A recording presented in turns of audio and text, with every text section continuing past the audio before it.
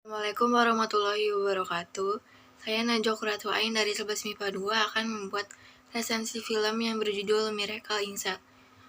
Film Miracle in Cell dirilis pada tanggal 23 Januari 2013 di Korea Selatan dengan disutradarai oleh Hwan Kyung Lee. Produser film ini adalah Kim Min Ki, Lee Sang Hoon, dan penulis dari film ini Hwan Kyung Lee, Yoo Yong A, Kim Hwang Sung, Kim Yong Seok.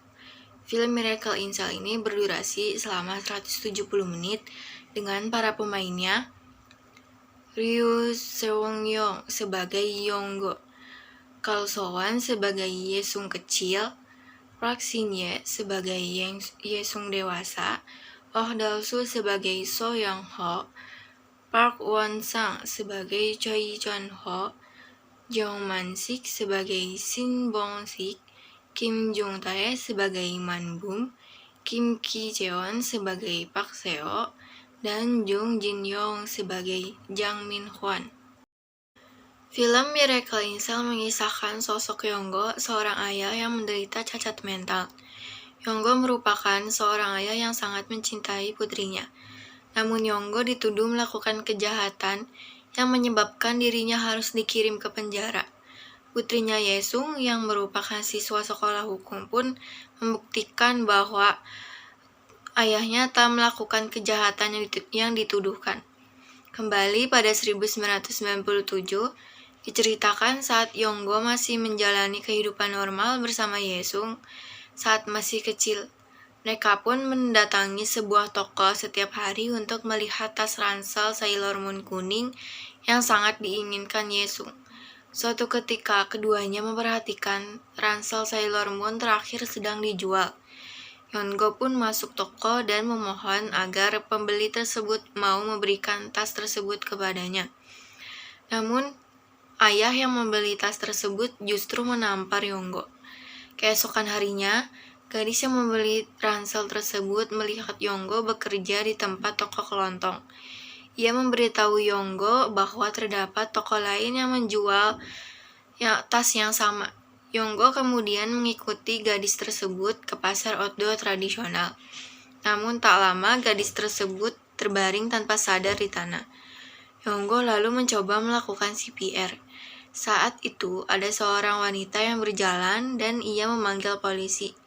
Yonggo pun dituduh melakukan penculikan dan pembunuhan. Ayah dari gadis yang meninggal tersebut merupakan Kepala Badan Kepolisian Nasional. Yonggo kemudian dijatuhi hukuman mati dan dipenjara. Ia pun berbagi sel penjara dengan 5 narapidana lainnya. Suatu hari, Yonggo menyelamatkan nyawa teman satu selnya, So Yang-ho, dari pemimpin geng penjara saingan. So Yang-ho lalu menawarkan diri untuk membantu Yonggo dengan cara apapun, sebagai bentuk balas budi. Yonggo pun memberi tahu So Yang-ho bahwa dirinya ingin melihat putrinya Yesung. Kelima narapidana tersebut lalu berencana untuk membuat keajaiban terjadi.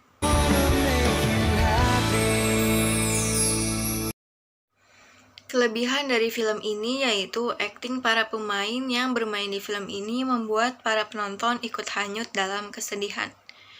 Saya menyukai peran Yesung ketika kecil yang memiliki chemistry yang kuat dengan sang ayah, yaitu Yonggo dalam berakting.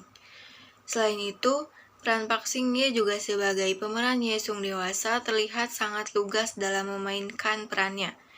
Ia terlihat begitu cantik ketika mengenakan busana pengacara.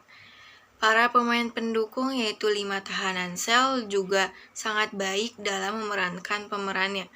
Maka tidak heran jika film ini menjadi salah satu film terlaris yang ditonton di Korea Selatan saat dirilis pada tahun 2013. Kekurangan dari film ini diceritakan secara flashback, namun ada beberapa bagian yang masih kurang dimengerti. Lalu banyaknya kejadian yang dilewati sehingga terlihat tidak logis, seperti beberapa kali Yonggo ketika terluka tetapi tidak ada adegan penyembuhan. Secara tiba-tiba Yonggo kembali sehat seolah tidak terjadi apa-apa.